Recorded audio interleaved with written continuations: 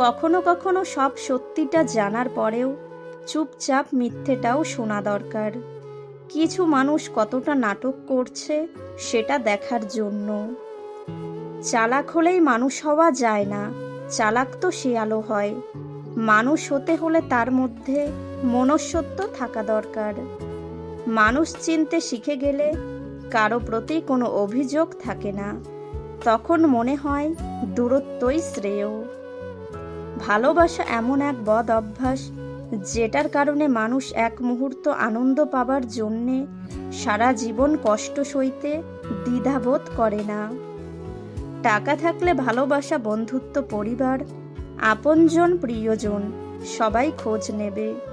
টাকা না থাকলে খোঁজ তো দূরের কথা, কেউ চিনতেও পারবে না।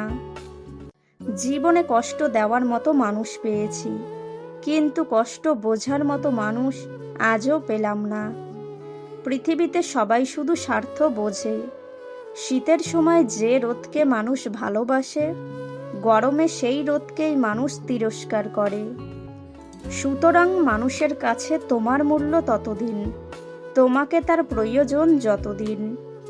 পেছনে বদনাম করে সামনে এসে আন্তরিকতা দেখানো মানুষগুলো থেকে দূরে থাকাই উত্তম।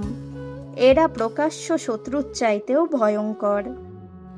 আজকের দিনে ভদ্র মানে তুমি ভীতু, নিরীহ মানে তুমি দুর্বল, সৎ মানে তুমি বোকা, আর স্পষ্ট বক্তা মানে তুমি শত্রু।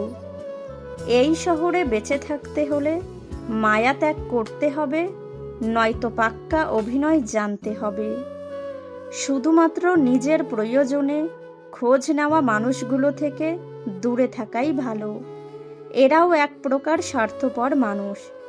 এরা শুধু প্রয়োজনে আপনাকে স্মরণ করবে, তবে আপনাকে বুঝতে দেবে না।